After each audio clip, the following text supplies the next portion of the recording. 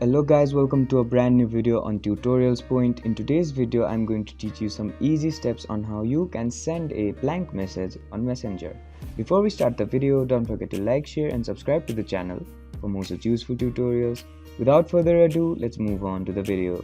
First of all, make sure that you're connected to the internet. Once you make sure that you're connected to the internet, open up the web browser. After the web browser opens up on your screen, on the search bar type in www.emptycharacter.com and hit enter. After the home page of the emptycharacter.com opens up on your screen, scroll down and find this copy to clipboard option and click on it. Now once the copy to clipboard message pops up on your screen, open up the Messenger app. Once you open up the Messenger app, open the chat to whom you want to send the empty message.